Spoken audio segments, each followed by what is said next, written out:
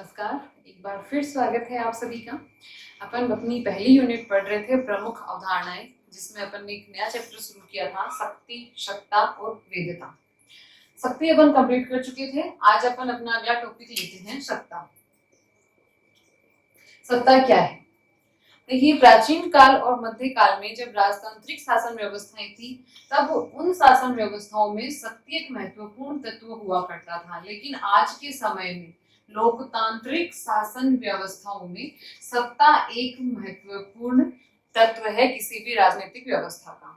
अब देखिए, शक्ति क्या था? जैसा कि अपन ने पढ़ा था, शक्ति किसी के द्वारा किसी व्यक्ति कोई दूसरा अपनी बात मनवाना शक्ति था, और वो भी उसकी इच्छा के विरुद्ध। शक्ति क्या था? सामने वाले की इच्छा के विरुद्ध अपनी बात मनवाना शक्ति था। सत्ता इसमें थोड़ा सा सुधार है। सत्ता है किसी व्यक्ति से बात मनवाना, लेकिन उसकी इच्छा से, लेकिन उसकी सहमति से। अब देखिए, अपन इसकी परिभाषा लेते हैं सत्ता की। तो सत्ता की परिभाषा किस रूप में दी जा सकती है कि सत्ता किसी भी व्यक्ति, किसी भी संस्था, कोई भी कानून, कोई भी नियम आदि का ऐसा गुण है जिसके कारण उसकी आज्ञा का पालन व्यक्ति सहमति से करता है, अपनी इच्छा से करता है, वो सत्ता है। देखो, शक्ति में भी बात मनवाई जा रही थी, लेकिन नियंत्रण के द्वारा, भय के द्वारा।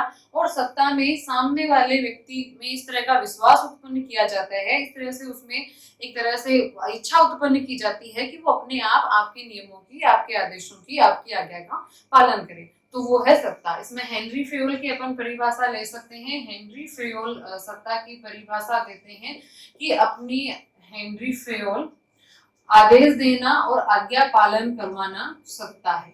आदेश देना और आज्ञा पालन करवाना, ये सत्ता है। ये परिभाषा अपन को दे रहे हैं हेनरी फेयोल। इसको याद रखनी है, हेनरी फेयोल की परिभाषा। और सत्ता की वैसे परिभाषा अपन बता सकते हैं क्या कि किसी व्यक्ति, संस्था, किसी सरकार या फिर नियम या कानून का एक ऐसा गुण है सत्ता कि जिसका अपनी इच्छा से, स्वेच्छा से, सहमति से पालन किया जाता है, वो सत्ता है। थोड़ा सा अपन सत्ता के बारे में और समझते हैं। सत्ता का एक अपने राजनीति विज्ञान में बड़ा ही प्रचलित सूत्र चलता है, जो कि बहुत महत्वपूर्ण भी है। सत्ता है शक्ति प्लस वेधता। यानी कि शक्ति के साथ जब वेधता जुड़ जाती है, वेधता का मतलब सहमति जुड़ जाती है, उसको जब अपन सही मान लेते हैं तो वो सत्ता का रूप ले लेती है। एक उदाहरण के द्वारा अपन इसको समझते हैं। जैसे कि मान लीजिए कि आपके गांव में, आपके शहर में, आसपास के मोहल्ले में, आपके एरिया में कोई अनजान व्यक्ति आ जाए और वो आपको कहे कि सबके सब लाइन बना के खड़े हो जाओ। क्या आप हो जाओगे? आप नहीं होगे। लेकिन वही व्यक्ति बंदूक निकाल ले और हवाई फायर करे कि सब लाइन बना लो वरना खोपड़ी उड़ा दूंगा, तो ऑफ कोर्स आप लाइन बना के खड़े हो जाओगे। वो शक्ति है। लेकिन आप अपने स्कूल में जाते हो रोजाना और आप अपनी इच्छा से, सहमति से घंटी लगते ही लाइन बना लेते हो, तो वो सत्ता है। वहां आप अपनी इच्छा से लाइन बना रहे हो। वहां आपकी स्कूल की सत्ता ने, आपके स्कूल के प्रशासन ने आपसे ये इच्छा और सहमति प्राप्त कर ली है कि प्रार्थना सभा आपके आज के दिन की शुरुआत के लिए जरूरी है, अच्छी है, आपके लिए ही उपयोगी है। इसलिए वहां पर उन्हें कोई बल प्रयोग नहीं करना पड़ता, बस एक घंटी लगी और आप लोग सीधे लाइन बना लेते हैं। अब देखिए, ये भी बात आती है कि शक्ति और सत्ता दोनों एक साथ काम में आते हैं किसी भी शासन व्यवस्था में।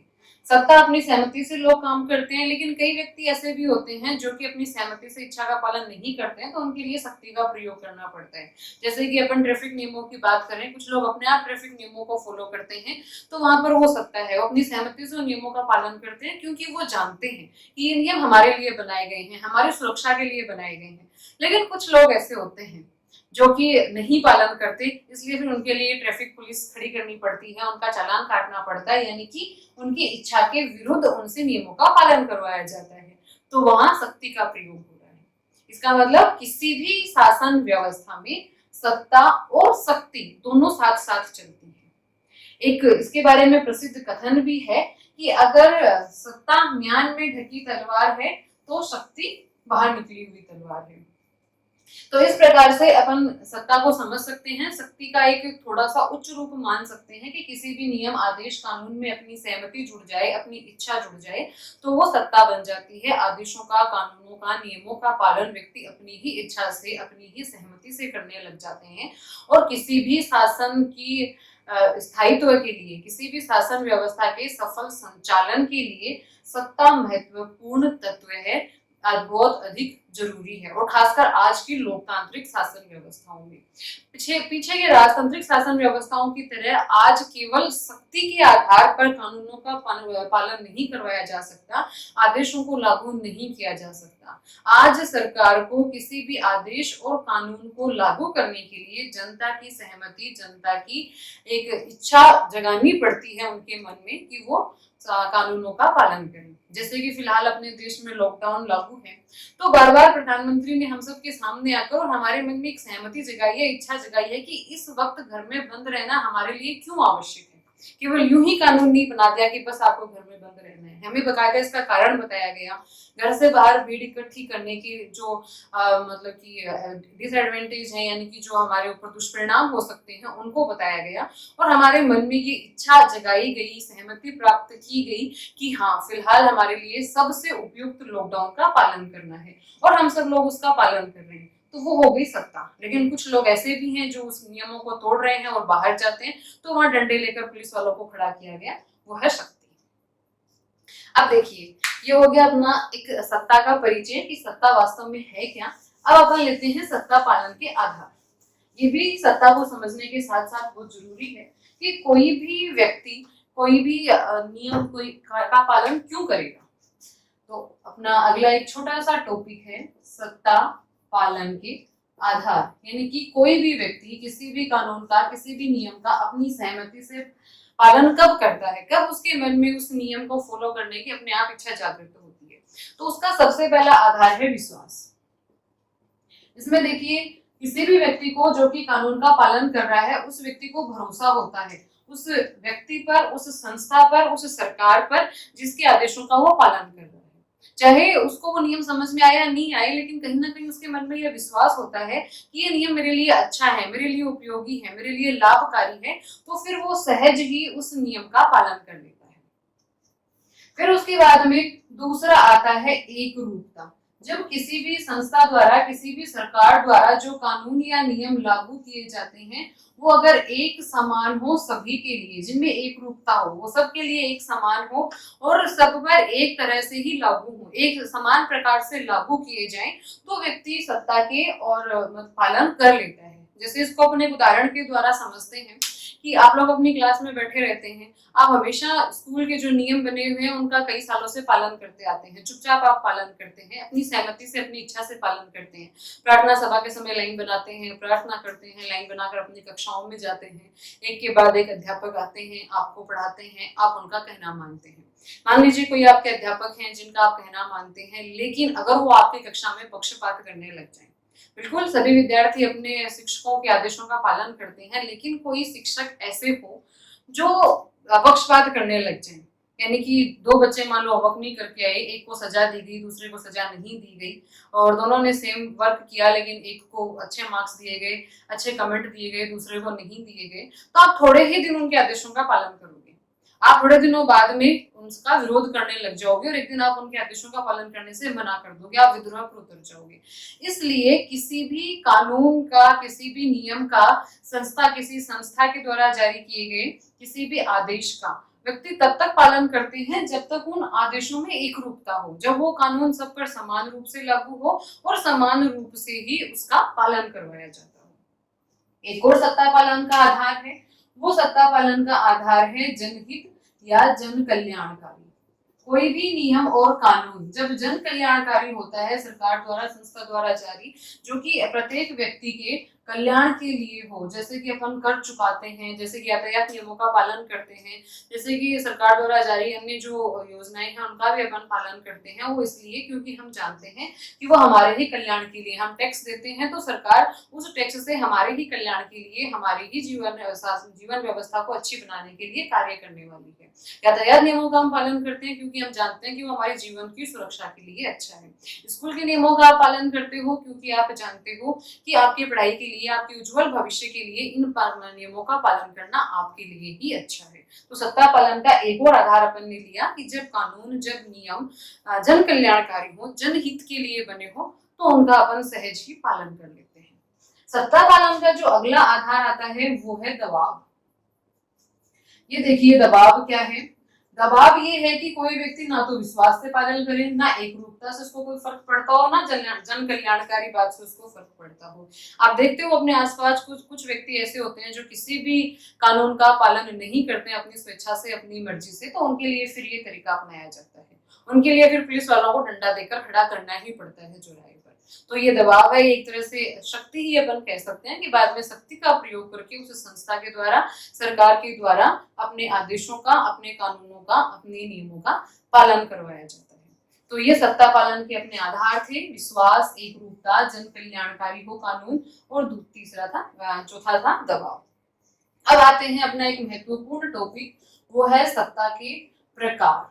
मैक्स वेबर ने सत्ता के प्रकार बताए हैं, एक बहुत ही महत्वपूर्ण टॉपिक है और कंपटीशन एग्जाम में भी पूछा जाता है, खासकर आपके 12वीं की बोर्ड परीक्षा में भी कई बार पूछा गया है कि सत्ता के प्रकार क्या क्या हैं। तो मैक्स वेबर ने सत्ता के प्रकार बताए हैं। मैक्स वेबर ने जो सत्ता का पहला प्रकार बताया है वो है परंपरागत सत्ता।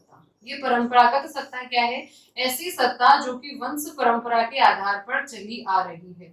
जैसे कि पहले अपने समय में राजा महाराजा के टाइम पर होता था कि राजा थे, फिर उनका पुत्र था वो राजा बनता था, फिर उनका पुत्र था वो राजा बनता था, यानी कि एक ही परिवार को और पीढ़ियों तक सत्ता प्राप्त होती रहती थी। आज के समय में ये सत्ता किसी राजनीतिक शासन प्रणाली में नहीं देखने को मिलती है, लेकिन हमारे परिवार में देखने को मिलती है। जैसे कि परिवार में अपने जो भी वृद्धजन होता है, सबसे बड़े जो व्यक्ति होते हैं अपने परिवार में, वो अपने घर के मुखिया होते हैं। तो वो परंपरागत सत्ता का ही एक रूप है कि वो व्यक्ति चाहे योग्य हो या ना हो, केवल वंश परंपरा के आधार पर कि हाँ ठीक है ये सबसे बुजुर्ग हैं, इसलिए परिवार में उनके आदेशों का आमतौर पर पालन किया जाता है, उनकी सत्ता का पालन किया जाता है। तो ये है परंपरागत सत्ता। दूसरी अपनी जो सत्ता आती है वो आती है करिश्माई सत्ता। ये करिश्माई सत्ता क्या होती है?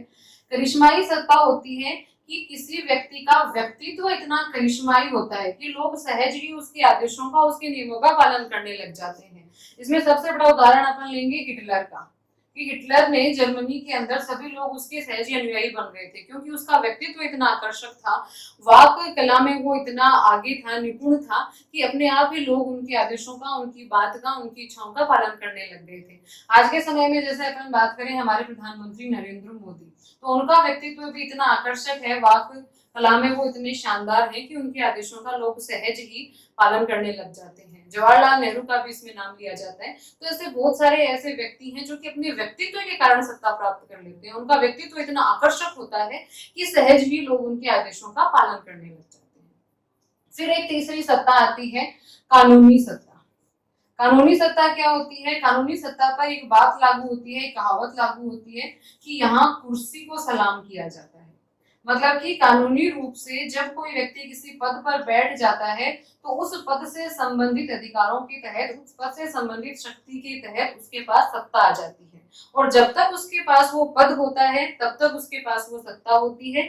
जैसे ही वो पद चला गया, वो पद से व्यक्ति उतर गया, तब उसके हाथ से सत्ता भी चली जाती है। यानी कि जब तक उसके पास कुर्सी है तब तक उसके आदेशों का पालन किया जाता है, उसके निर्देशों का पालन किया जाता है। जैसे ही उनसे कुर्सी हटी, उनके आदेशों, उनके निर्देशों का पालन भी बंद हो जाता है। तो ये है अपनी कानूनी सत्ता का रूप। अपन अपने अधिकारी वर्ग में देखें, यही सत्ता देखने को मिलती है कि जब किसी के पास पद होता है तो उसके आदेश नियम का पालन किया जाता है, और जब पद नहीं होता है तो उनका आदेश फिर बाद में कोई मायने नहीं रखता है। तो इस तरह से अपन ने 3 सत्ता बताई मैक्स वेबर ने, लेकिन मैक्स वेबर ने ये बात भी स्वीकार की है कि ये तीनों सत्ता अलग अलग नहीं होती है, इनका मिश्रण अपन को देखने को मिलता है। जैसे कि कानूनी सत्ता है, व्यक्ति के पास पद भी है लेकिन उसका व्यक्तित्व भी इतना आकर्षक है कि उसकी वजह से लोग उसके आदेशों का पालन करते हैं, तो उसकी सत्ता यहाँ बढ़ जाती है।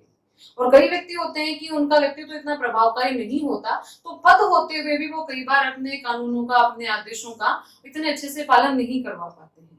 तो मैक्स वेबर ने कहा है कि हालांकि ये सत्ता के 3 प्रकार हैं, लेकिन विशुद्ध रूप में कोई भी सत्ता देखने को नहीं मिलती अपन को। तीनों सत्ताओं के मिले जुले रूप अपन को हर जगह देखने को मिलते हैं।